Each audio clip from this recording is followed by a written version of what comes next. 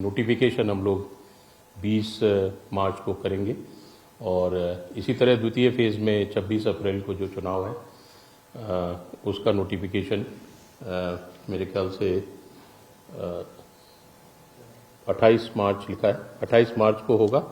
Important बात यह है कि वोटर लिस्ट जो मुख्य रूप से जिससे चुनाव होगा, अगर इन तिथियों को देखते हैं क्योंकि फेजेज में चुनाव है, तो मैं यहाँ बताना चाहूँगा कि वोटर लिस्ट जो प्रथम राउंड की है तो लास्ट डेट ऑफ नॉमिनेशन है जो फेज़ 1 है हम लोग फाइनल करेंगे 27 मार्च को और दूसरे फेज़ का 4 अप्रैल को।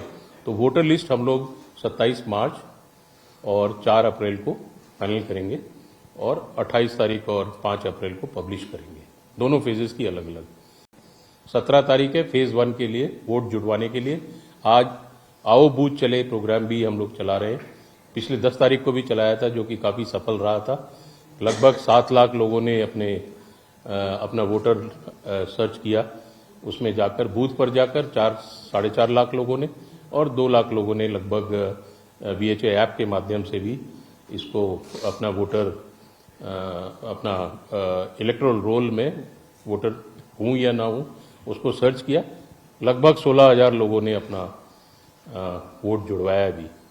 तो आज भी अभियान चल रहा है, तो ये फेज़ 1 के लिए बहुत कारगर साबित होगा, क्योंकि पिछली बार जिस तरह से कुछ मामले आए थे कि वोटर लिस्ट में नाम नहीं है, तो उसको सुधारने के लिए ये आओ बूथ चले अभियान 10 तारीख को था, आज 17 तारीख को किया जा रहा है, जिससे कि वोटर लिस्ट में सभी को जानकारी हो सके कि मेरा नाम है या कहाँ नहीं है तो मैं जुड़वा सकता हूँ।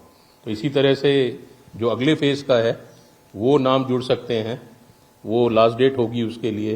जैसे वो 4 अप्रैल है तो लगभग होली के आसपास, जो 25 तारीख के आसपास आप मान लें 10 दिन पूर्व, तो वो जितने भी नाम आएंगे, जितने भी फॉर्म भरे जाएंगे, वो निस्तारित करके उनको जोड़ने का प्रयास किया जाएगा। तो वोटर लिस्ट पब्लिश करेंगे हम लोग नॉमिनेशन के लास्ट डेट ऑफ नॉमिनेशन के अगले दिन।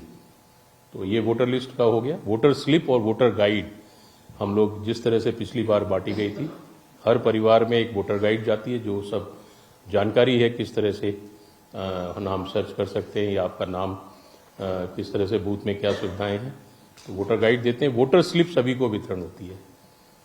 पिछली बार की तरह इस बार भी हम लोग वोटर स्लिप जैसे ही वोटर लिस्ट फाइनल हो जाती है उसके बाद हम लोग छपवा कर उसको वितरण करना शुरू कर देते हैं, क्योंकि उसके बीच में समय है हमारे पास। तो वोटर लिस्ट बनते ही उसके बाद हम लोग कोशिश करते हैं कि जैसे 19 अप्रैल को चुनाव है तो कोशिश करते हैं 5-6 दिन पूर्व हो जाए। होम वोटिंग एक और जैसे नवाचार पिछली बार था, अब पूरे भारत में पूरे लोकसभा में चुनाव में होम वोटिंग का होगा, लेकिन एक चेंज हुआ है जो वो 85 प्लस का है, 85 हो गया है। पहले 80 था सीनियर सिटीजन का, अब 85 है और साथ में PWD का वही है। और इस बार भी लगभग हम लोगों ने एप्लीकेशंस लेना शुरू कर दिया है। हमारे BLOs 16 तारीख से लेकर लगभग वही जो लास्ट डेट ऑफ नॉमिनेशन है तब तक फॉर्म भर सकते हैं, ऑप्ट कर सकते हैं होम वोटिंग के लिए। और उसके पश्चात हम लोग जब चुनाव की तारीख से पहले 5 तारीख से 13 तारीख तक अप्रैल में पहले राउंड के लिए, पहले फेज़ के लिए, फिर उसके बाद दूसरे फेज़ के लिए, जैसे होम वोटिंग पिछली बार की थी, 2 मौके मिलेंगे होम वोटिंग में।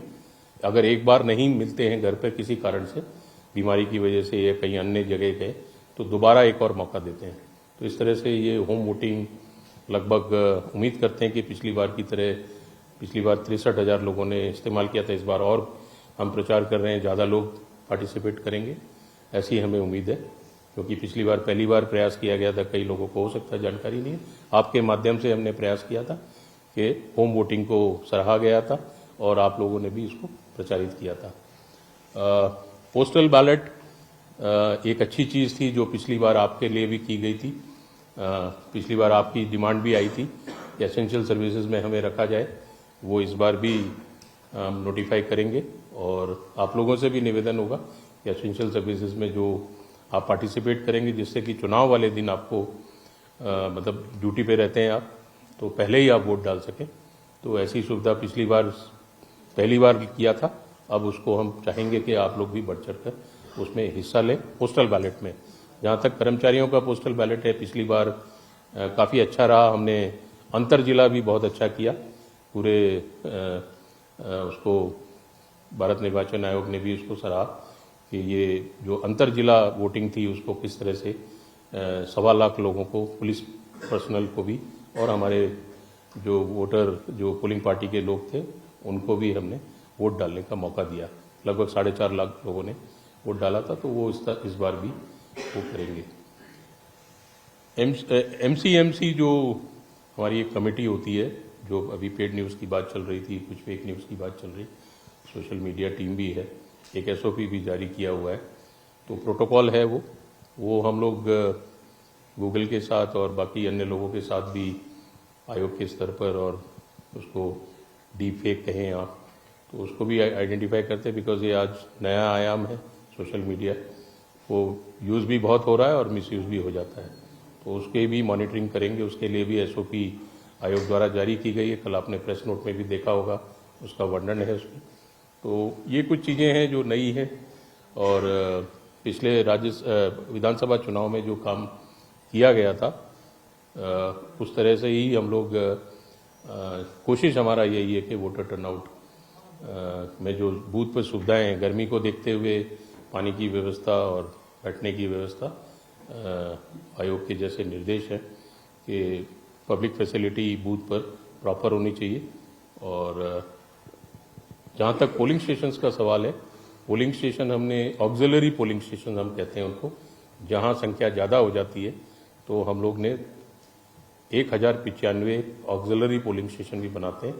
यहाँ मैं थोड़ा सा एक्सप्लेन कर देता हूँ। ऑक्सिलरी पोलिंग स्टेशन कुछ नहीं होता, उसी के 2 कमरे में आधा आधा कर देते, जैसे बूथ है उसमें 1400 वोटर है तो 700 का प्रयास करके आधा आधा, जिससे क्यू मैनेजमेंट इसको कह सकते हैं कि लंबा समय नहीं खड़ा रहना पड़े। तो ऐसे हमने लगभग 1095 ऑक्सिलरी पोलिंग स्टेशन भी किए हैं। जो बूथ थे वो सेम है विधानसभा वाले, वो मैंने आपको शीट दी है, तो मेरे ख्याल से 51,756 51,756 होंगे ये नॉर्मल बूथ्स हैं। इसके अलावा ये 1095 बूथ्स होंगे। तो और कोई आपका सवाल हो, जहाँ तक 85 के जो 85 एंड अबव वोटर्स हैं हमारे, लगभग इसमें आपने 80 प्लस लिखा है, कितने हैं? 5.74 लाख 85 प्लस हैं, और सेंटिनेरियन वोटर्स भी हैं। फर्स्ट टाइम वोटर्स हमारे पिछली बार की तरह राजस्थान में 16.03 हैं, जबकि ये साल का शुरुआत है, साल की शुरुआत है, नहीं तो जैसे जैसे महीने बढ़ते हैं क्वार्टरली वोट बढ़ते हैं। 16.03 लाख बिल्कुल नए वोटर्स हैं, 18-19 वाले जो संख्या हम लोग जिसको प्रथम बार वोटिंग मानते हैं। तो 52% वोटर हैं 39 तक, 18 से 39 की एज में 52% वोटर्स हैं।